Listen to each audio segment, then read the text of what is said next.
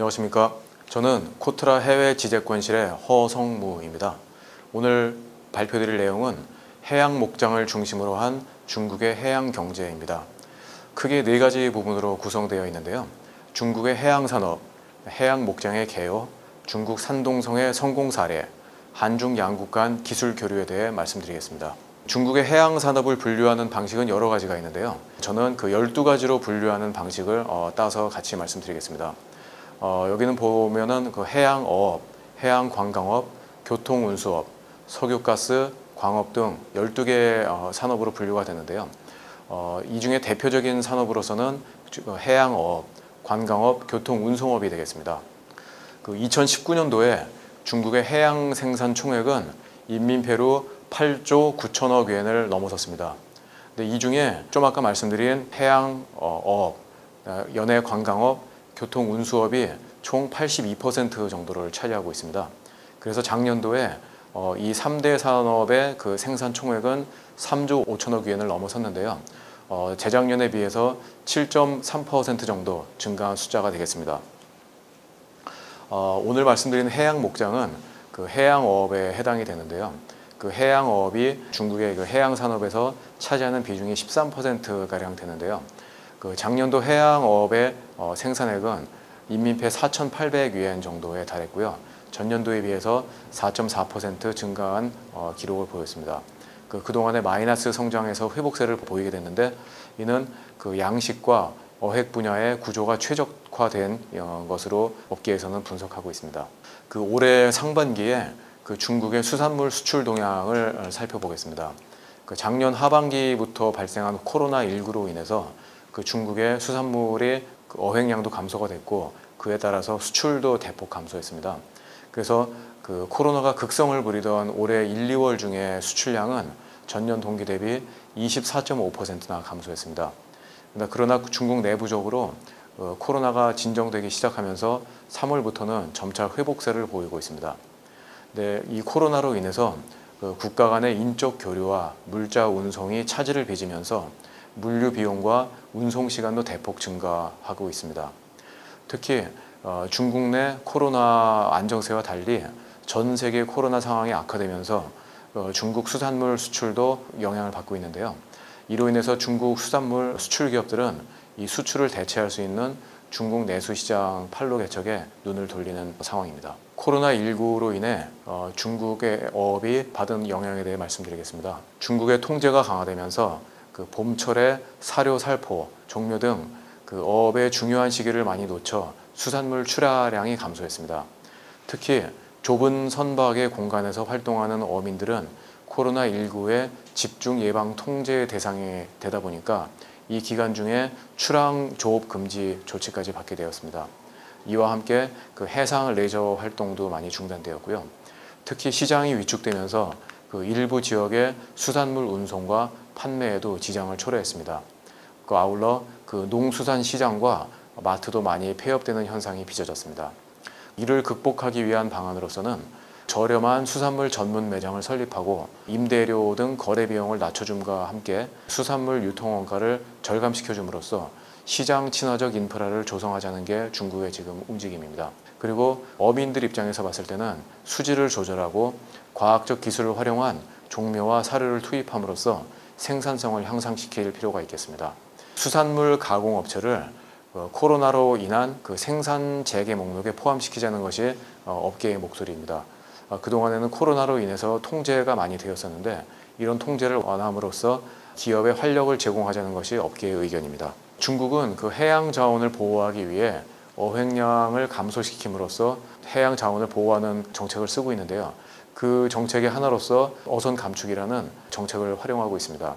중국의 어업 13호 계획에 따르면 2015년에서 2020년 기간 중에 그 중국의 바다 어로 어선 감선 목표가 2만 척인 걸로 알려져 있습니다.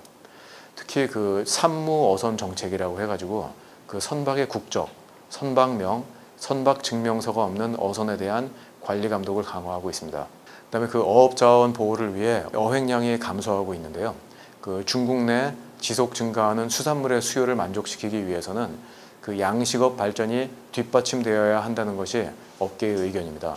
그래서 그 중국의 양식업은 집약형 공정화 추진을 통해서 스마트화가 많이 시도되고 있습니다. 그 해양 목장에 대한 정의를 간략히 말씀드리면은 그 한국의 기준으로 비춰봤을 때 그 바다 목장이라고 하면은 그 일정 해역에 인공 어초나 바다숲 어초와 같은 인공 구조물을 설치함으로써 수산 자원의 산란 그리고 서식장을 조성하고 건강한 종자와 종묘를 대량 방류함으로써 인위적으로 이동을 통제하고 대상 해역의 자원을 증대시킨다는 것이 바다 목장의 목적입니다. 그래서 우리 바다 목장 양성의 목표로는 과학적 수산 자원 관리와 우리 바다 되살리기를 통해 수산 자원을 회복한다는 것을 목표로 하고 있습니다. 그 나머지 내용은 화면으로 대체하겠습니다. 중국의 해양 목장의 육성 목표로서는 숙박을 포함한 관광업, 그다음에 스포츠 산업, 낚시를 포함한 해양 목장 플랫폼을 건설, 조성함으로써 정보와 자동화를 통해 해양어업의 생산과 관리에 현대화를 촉진시키는 데 있습니다. 저는 오늘 중국의 그 여러 해양 목장 기지 중에 중국 산동성과 강소성, 광동성이 있습니다. 근데 그 중에 산동성의 성공 사례를 소개시켜 드리고 싶은데요. 그 산동성을 꼽은 이유는 우리나라와 지리적으로 인접하고 기후가 가장 유사하기 때문에 한중 양국 간에 서로 벤치마킹하기 참 좋은 대상이라는 생각이 듭니다. 먼저 그 중국 해양 목장의 창시자로서는 중국 과학원의 증정규 원사가 중국에서 손꼽히고 있습니다. 이거 이제 몇 년 전에 분포도인데요. 산동성의 주요 해양 목장으로서 지금 한 20몇 개의 해양 목장들이 소개되어 있고요.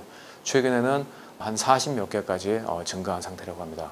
그래서 주요 도시로서는 제일 오른쪽에 위해시, 그다음에 연대시, 청도시, 일조시 이 네 시가 중국 산동성을 대표하는 해양 목장 기지라고 볼 수 있겠습니다. 그 중국의 대표적인 해양 목장 기지로서는 중국 산동성의 연대시를 꼽을 수 있겠습니다.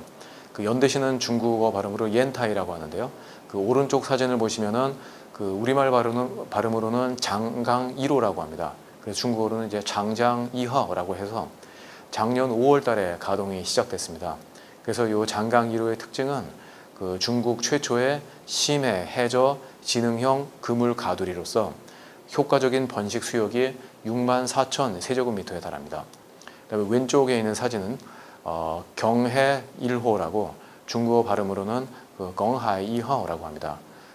이 경해는 그 우리가 보통 농경지를 경작한다라고 하는데요. 이 바다를 경작한다는 뜻으로 경해라는 용어를 쓰고 있습니다. 그래서 올해 7월부터 가동이 시작됐는데요. 그 중국 최초의 대규모 지능형 해양 목장화 복합 플랫폼이라고 볼 수 있겠습니다. 총 번식 수역은 3만 세제곱미터에 달하고 있습니다. 최근에 산동성은 그 여러분도 많이 아시겠지만 중국은 그 쌍끌이 어선으로 인해서 보통 고기잡이 할 때 보면은 고기를 완전히 일망타진한다는 비난을 많이 받아왔었습니다. 그래서 우리나라를 포함한 주변 국가하고도 그 어업 이슈로까지 많이 부각됐었는데요. 그 산동성은 물론 중국 전역에까지 이런 그 일망타진식 어획 방식으로 인해서 어종이 많이 줄어들던 상황이었습니다. 거기다가 이제 엎친 데 덮친 격으로 그 어민의 자생력이 미약하고 어촌 경제가 점점 어려워지던 상황에 봉착했었습니다. 근데 최근에 산동성에서는 해양 목장 프로젝트를 추진하면서 그 산동성에 소속되어 있는 조그만 도시인 란산시에서 주변에 인공 암초를 11개소에 설치한 바 있습니다. 그래서 해양 목장을 건설했었는데요. 그 란산시의 그 해양 목장 프로젝트의 추진 결과로 란산시의 어민 만여 명 정도가 대부분 스스로의 그 소규모 항구를 보유할 수 있게 되었고, 그다음에 란산시가 보유한 어선도 2,200척을 초과하게 되었습니다. 특히 그 인공 암초를 설치한 이후에 어획량이 많이 증가해서 적게는 2배, 많게는 3배까지 어획량이 증가한 것으로 알려져 있습니다. 이 사진을 보시면은 그 중국 CCTV에 나온 것을 캡처한 화면입니다. 저 가장 큰 사진에 보이는 저 꾸러미는 홍합입니다. 그래서 저기 사람 손바닥에 놓여 있는 홍합의 크기를 보시면은 저 정도의 홍합이 시장 가격이 킬로그램당 4위엔, 우리 돈으로는 700~800원 정도 되는데요. 킬로그램당 4위엔 정도에 거래되고 있고요. 그 어민들이 취할 수 있는 마진은 1kg당 2.4에서 3.0위엔 정도라고 합니다. 그래서 홍합이 저 정도 크기로 자라는 데는 한 2달 반 정도 소요가 되고요. 이런 그 해양 목장으로 인해서 그 시장 수급도 많이 안정되었다고 합니다. 좀 아까 그 선박에 있었던 잠수부를 인터뷰한 내용인데요.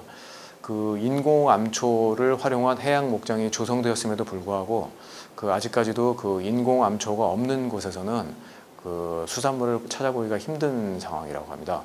근데 그럼에도 불구하고 그 인공 암초가 설치된 지역에는 여기 사진에서 볼 수 있는 게, 해삼, 어패류 등 다양한 어종을 쉽게 잡을 수 있다고 합니다. 마지막으로 그 한중 양국 간의 해양 목장에 대한 기술 교류 활동에 대해 소개시켜 드리겠습니다.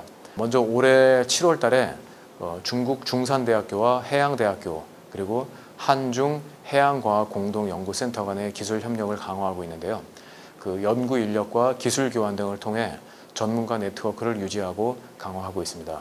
특히 그 8월 중순부터는 2주 간격으로 그 온라인 정기 기술 회의를 화상으로 개최하고 그 한중 해양 공간 계획 등 비교 연구도 병행하고 있습니다.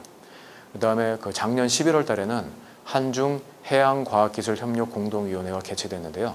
이거는 그 한중 그 해양과학기술 협력에 관한 양해각서에 의거해서 경륜으로 한중 양국에서 교차 개최되고 있습니다. 그다음에 오른쪽 하단에 보시면은 이제 사진이 두 장이 있는데요. 작년 10월 달에 그 중국의 농업농촌부 산동성, 강서성에 있는 관료들이 한국을 방문했었습니다. 그래서 제주도와 서해 바다 목장도 방문을 하고요. 거기에 설치되어 있는 인공 암초의 제작 현장도 구경했다고 합니다. 근데 그에 앞서 작년 5월 달에는 그 중국 산동성 청도시에 있는 노해풍 그리고 부한 해양 목장을 우리 한국 정부에서도 방문을 했는데요. 당시에 이제 한국해양환경공단, 한국수자원관리공단에서 파견돼서 같이 교류를 한 바 있었습니다. 이렇게 한국과 중국 간의 그 해양 목장에 대한 기술 교류가 점차 활발해짐으로써 그 우리와 바다 수역을 맞대고 있는 황해 지역에서의 그 수산자원 고갈 문제도 조속히 해결되기를 바라고요. 한중 양국 간의 이런 그 연구 개발, 그다음에 같은 해양 목장 건설을 통해서 양국 간의 수산자원 문제도 많이 해결되었으면 좋겠습니다. 이상으로 발표를 마치겠습니다. 감사합니다.